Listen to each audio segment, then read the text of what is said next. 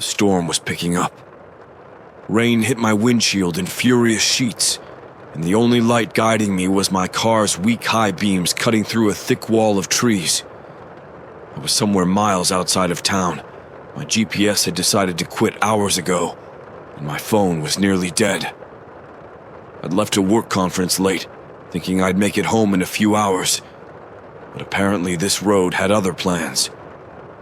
I was beginning to think I should pull over and wait for the storm to pass when I saw them. Faint, flickering lights filtering through the trees up ahead. At first, I thought it was some kind of farmhouse. But as I got closer, I caught sight of the shapes rising through the trees. Tall, wavy structures like tents. And music, so faint I couldn't tell where it was coming from, began to weave through the air. A sad, lilting tune like something you'd hear from an old music box. Curiosity tugged at me. I knew better than to pull into a place I didn't know, especially this late, but the lights seemed to beckon me, drawing me out of my haze of worry. Against my better judgment, I found myself slowing down and turning into the clearing where the lights were strongest. I rolled to a stop in front of what looked like a small, shabby ticket booth. I was about to call out to see if anyone was there when a figure rose up from behind the booth. A man, tall and slim, dressed in a red-striped suit and a top hat that looked like it hadn't seen a cleaning brush in decades. "Evening," he said in a raspy voice, leaning onto the counter. His eyes met mine, and I felt a strange shiver slide down my spine. There was something a little too intense in the way he was looking at me, like he'd been expecting me all along. I cleared my throat, trying to sound casual. "Hey, what's going on here?" He tipped his hat, a smile stretching across his face. "Welcome to the Carnival," he said, his voice stretching the words out with a sort of reverence. "Not many folks stop by anymore. You're a lucky one." "Lucky?" I laughed nervously, looking around. The place was deserted. No other cars, no other people, nothing but tents and rides that seemed to blend with the shadows of the trees. "Indeed," he replied, his grin widening. He slid a small, dark ticket toward me. "Tonight, everything's on the house. Go on, enjoy yourself. It's not every night you get invited to the Devil's Carnival." "The... what?" I almost laughed, sure he was joking, but his face was entirely serious. Before I could question him, he stepped back and disappeared into the shadows of his booth, as if he'd never been there at all. I looked down at the ticket in my hand.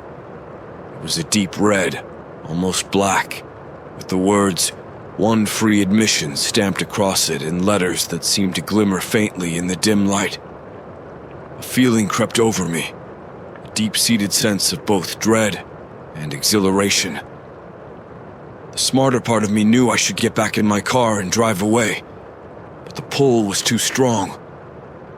I found myself clutching the ticket and stepping past the gate, as if I were being led by some invisible thread. The carnival stretched out in front of me, dimly lit and oddly silent, the booths and rides appearing frozen in time. The Ferris wheel loomed in the distance, its rusted carriages hanging like old bones. A carousel stood off to one side, its painted horses staring blankly with chipped eyes, their heads tilted as if in curiosity. Here and there I could see shadowy figures moving through the carnival, gliding between the tents. But when I tried to focus on them, they seemed to slip just out of sight. The air was thick, carrying an unfamiliar scent. Something sweet but sour at the same time, like cotton candy left to rot. My skin prickled as I took in the eerie stillness, and yet, despite every instinct telling me to leave, I felt rooted to the spot. The faint strains of music swirled through the air again, seeming to wrap around me, pulling me deeper.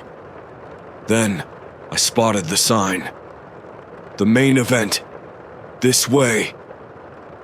An arrow pointed down a darkened path lined with strings of lights that blinked in and out like old, tired stars. Without thinking, I began walking, my footsteps sounding hollow against the worn wooden boards. Somewhere deep in my mind, a voice screamed at me to stop, to turn back, but it was too late. The path wound deeper into the carnival, lined on either side by ragged tents and booths cloaked in shadows. Each step seemed to pull me further from any sense of reality, until the storm and the road felt like distant memories. The lights strung above flickered, casting the scene in a dim, wavering glow. It was as if the whole place was holding its breath, waiting. The booths I passed were filled with trinkets, glass marbles, tarnished brass rings, dried flowers that had long lost their color. In one booth, a fortune-teller mannequin sat motionless, her cracked hand outstretched as if waiting for a palm to read. Her painted eyes followed me as I walked by, and I couldn't shake the feeling that she wasn't entirely inanimate. Then I saw the other carnival goers, or at least I thought I did. At first, they were just shadows at the edge of my vision, flickering just out of focus. But gradually they seemed to take shape. A man in an old-fashioned suit, a child in a torn dress, a woman with a lace parasol. Their faces, however, were wrong. They seemed blurred, as if some artist had started to draw them and abandoned the work halfway through. I tried to approach one of them, a tall figure with a long coat and a face that was little more than a blank smudge. But as soon as I took a step closer, he vanished like mist. I shivered, unease clawing its way up my spine. Somewhere nearby, the music grew louder, a discordant melody of violins and faint whispers that seemed to hum right beneath my skin. My gaze fell on another sign up ahead, painted in bold red letters. Main event, only for the brave. Against my better judgment, I kept moving toward it. The lights dimmed as I neared a massive striped tent in the center of the grounds, its colors faded and torn, the once bright reds and whites now dulled by time. Just outside the tent, a wooden stage sat empty, though I could almost swear I heard applause echoing faintly, as if from an unseen crowd. As I stepped closer, the tent flaps parted, and a man stepped out, tall and impossibly thin, dressed in a black and red suit with tails and a gleaming top hat. He was the ringmaster. I didn't know how I knew, but there was something about him that was undeniably in charge here, as if he'd been part of this place since its creation. He greeted me with a bow, sweeping his hat off in an elaborate gesture. His face was angular, too sharp, his eyes far too bright, glinting with a strange, unsettling light. When he straightened, his gaze locked onto mine, holding me there as firmly as if he'd grabbed my hand. "Ah, the guest of honor," he said, his voice smooth but carrying an edge that made my skin prickle. "Welcome. Welcome to the Devil's Carnival." I forced myself to swallow. Who are you?" The ringmaster's smile widened. "Names are such trivial things here, don't you think? But you may call me the ringmaster." He tipped his hat again, gesturing toward the tent behind him. "And you, dear guest, are just in time for the main event." A heavy silence fell between us, thick with unspoken words. I wanted to turn and leave, but my legs seemed rooted to the spot, my curiosity overriding my instinct to flee. What exactly is the main event?" His grin grew wider, and his eyes flashed with something dark and knowing. "A game. Just one. Win, and you're free to go. Lose." He trailed off, letting the weight of his words settle over me. A flicker of movement caught my eye, and I looked over his shoulder to see figures inside the tent. Players, seated around tables, their faces pale and tired, their hands moving mechanically over dice, cards, and wheels. Chains bound their wrists, glinting under the dim light. I watched as one of them glanced up, catching my gaze with hollow, pleading eyes. But then the ringmaster stepped in front of me, blocking my view. "What do you say, honored guest?" he asked, his voice lilting with barely contained amusement. "Will you play?" I wanted to say no, to turn and run, but something inside me felt compelled, as if an unseen force was already pulling me into his twisted game. I gave a shaky nod, trying to ignore the tremor in my voice. What kind of game?" "An easy one," he replied, his smile sly. "A guessing game. Choose well, and you may leave unharmed. But choose poorly." He paused, allowing that sinister smile to settle.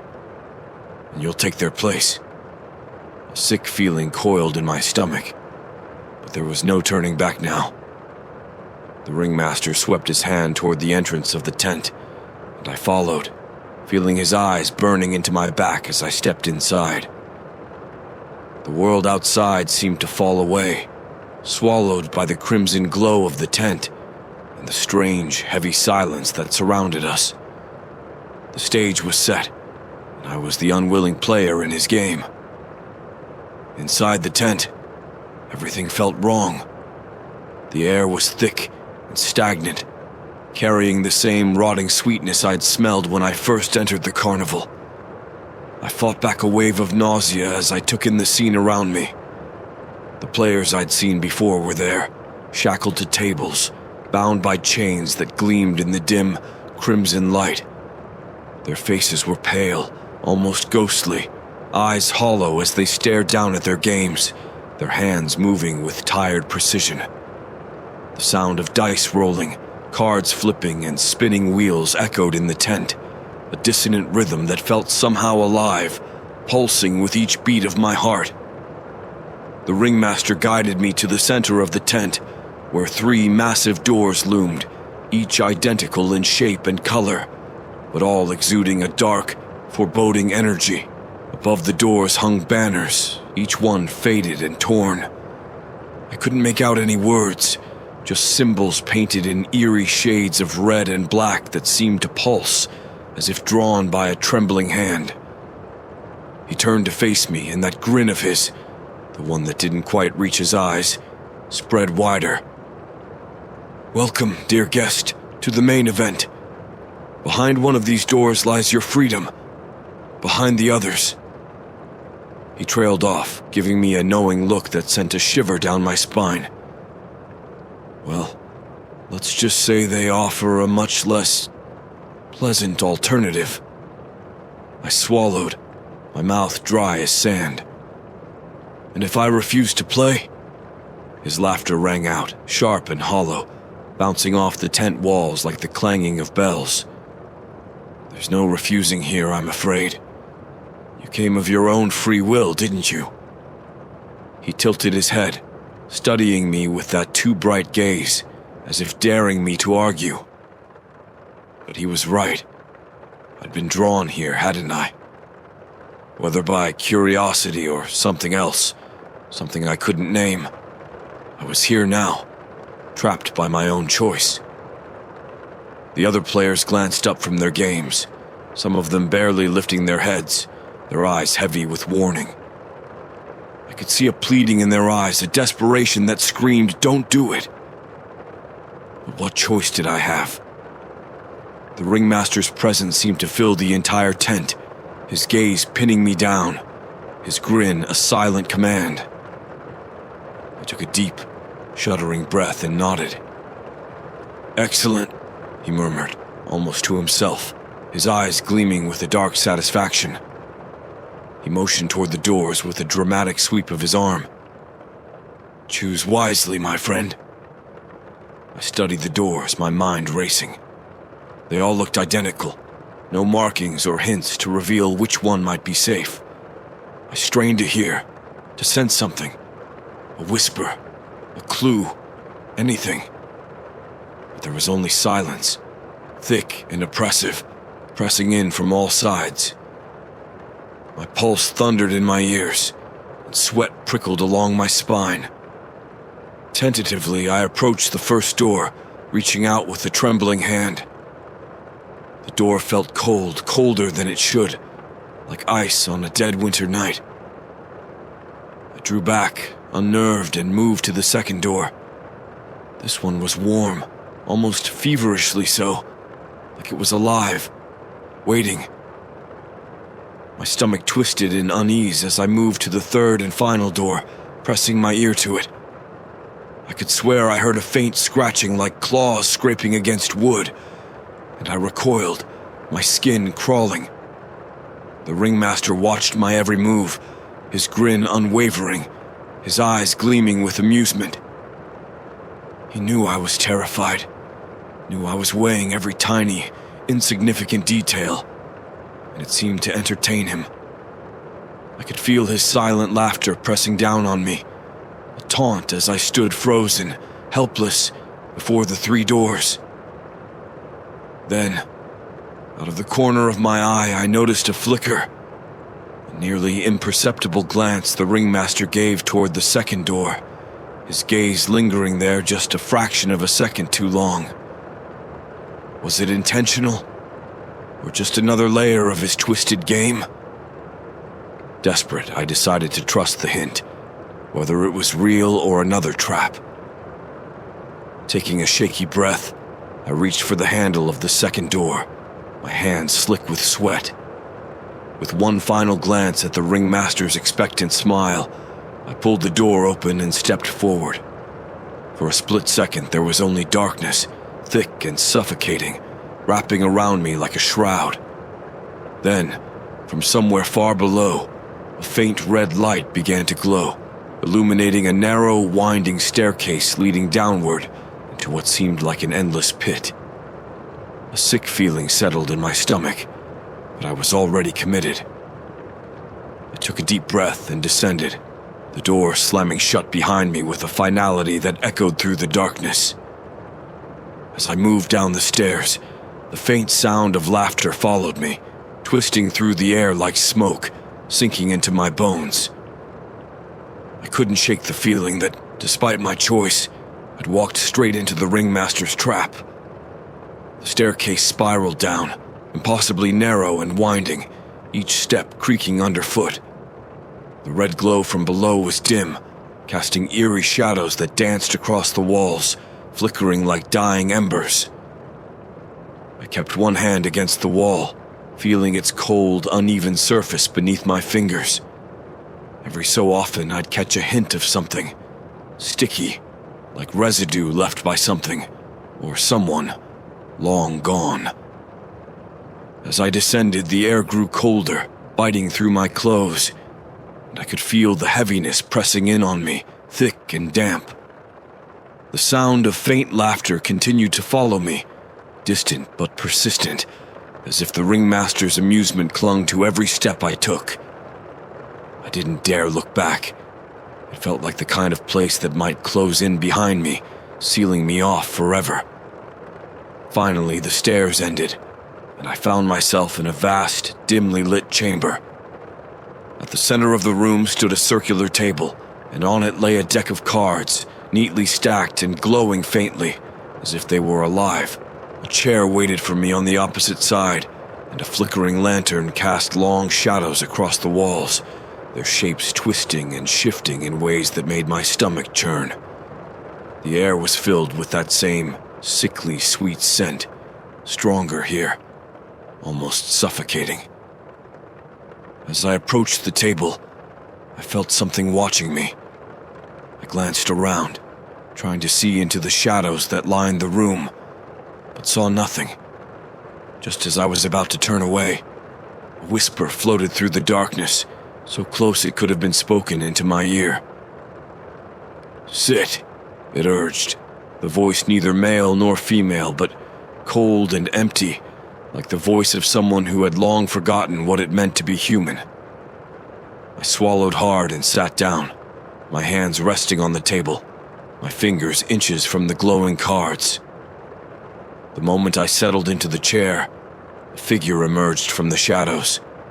A pale, ghostly figure with hollow eyes and sunken cheeks. She looked like she'd been there forever, her gaze weary but resigned. She took the seat across from me, her eyes fixed on the cards between us. "You have to play," she murmured, her voice barely a whisper. "We all have to play." I stared at her, trying to make sense of what she was saying. "What happens if I lose?" A flicker of sadness passed through her eyes. "You stay," she whispered, glancing down at her shackled wrists, the metal chains glinting in the dim light. "You play forever." My throat tightened as I looked back at the cards. The realization of where I was, what I was really risking, was sinking in, cold and final. But I'd come this far, and something in me refused to give up, even in the face of what felt like certain doom. She lifted her hand and gestured toward the deck. "Draw a card." I reached forward, my fingers brushing the edge of the top card, and pulled it free from the deck. The card was cool to the touch, almost icy, and as I turned it over, my breath caught in my throat. On the card was a dark symbol, a snake coiled around a skull, both drawn in sharp, violent lines that seemed to shift and pulse with a life of their own. The woman's face fell, and she gave a small, despairing shake of her head. "That is not a good card. What does it mean?" My voice was barely a whisper. "It means you must face a trial," she said, her voice hollow. "One that has claimed many before you. If you succeed, you might win your freedom. But if you fail..." She trailed off, looking down at her hands, and I could feel the weight of her silent warning. Before I could ask what kind of trial, a sharp click echoed through the room, and a door I hadn't noticed creaked open across from us, leading into an even darker space. A wave of cold, damp air rushed in, carrying with it the faintest hint of decay. The woman looked back at me, her eyes full of a strange mix of pity and resignation. "Go," she said softly. "The trial waits." I stood, my legs trembling as I approached the open doorway. Just before stepping through, I turned back to her, desperate for some kind of reassurance. "What's your name?" I asked, the question escaping me before I could think it through. For a moment she seemed surprised, as if no one had asked her that in a very, very long time. "Once I was called Lila," she murmured. "But names don't matter here." With that, she turned back to the table, her gaze once again fixed on the cards, as if resigned to her fate. I wanted to say something, anything, but the darkness beyond the door was calling, and I could feel the invisible pull drawing me forward. I took one last shaky breath and stepped into the blackness, the door swinging shut behind me with a loud, final thud. As the door slammed shut behind me, I was plunged into complete darkness. The air felt thick and damp, pressing down on me like a weight. I reached out blindly, fingers brushing along the walls on either side, rough and uneven as if carved from ancient stone.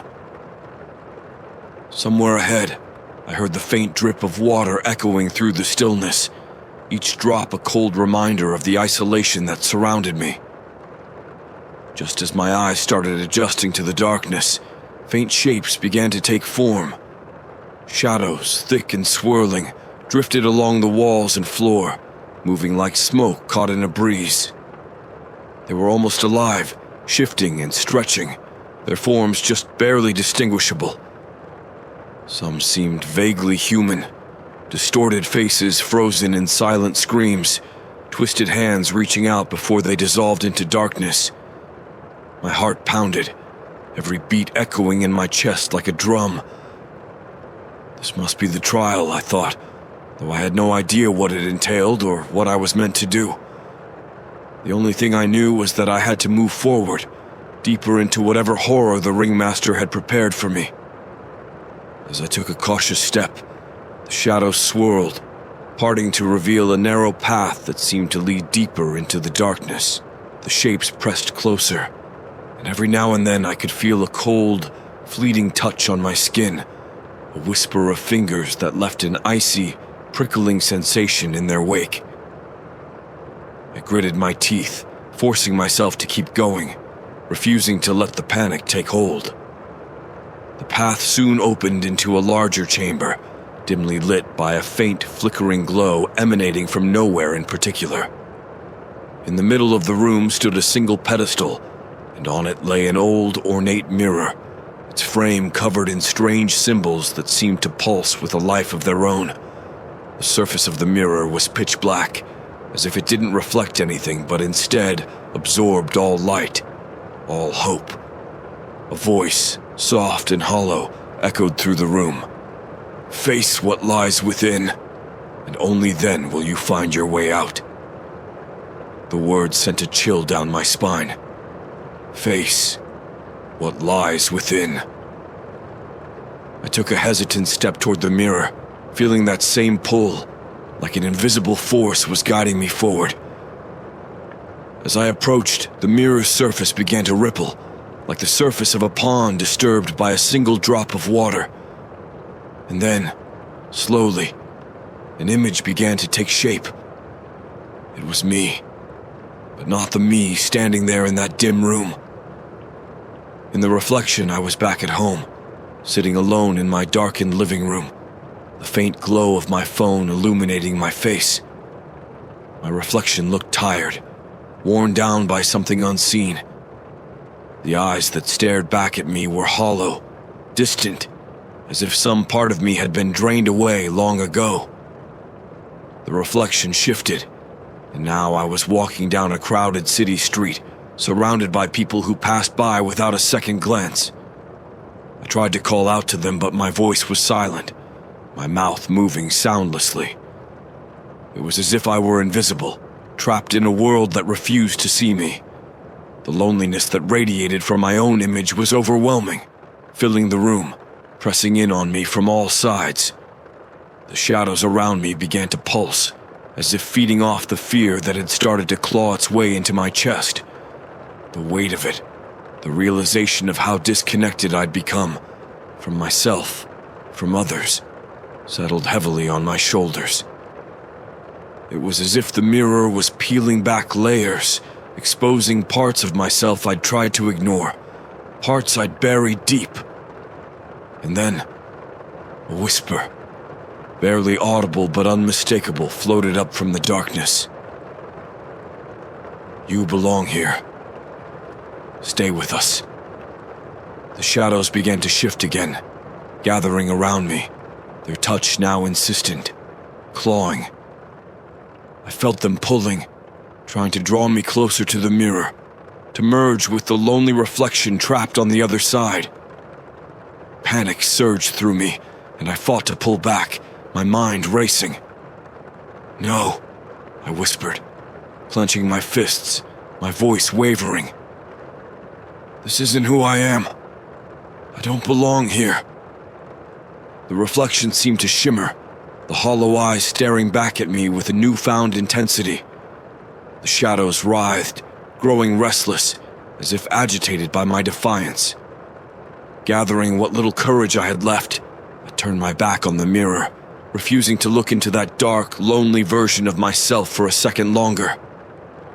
The shadows closed in, their cold touch desperate and grasping.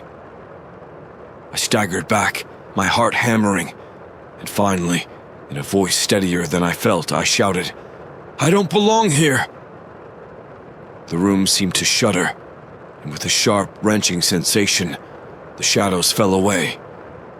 The mirror's surface dulled, and the whispers faded into silence. A door appeared on the far side of the chamber, outlined in a faint, silvery light.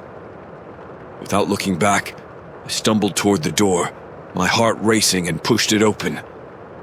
The light was blinding, searing away the shadows as I stepped through, leaving the darkness and the mirror's reflection behind. But even as I emerged into the faint glow of the carnival once more, I couldn't shake the feeling that the shadows had left a mark on me, a lingering reminder of what I'd seen and what I'd almost become.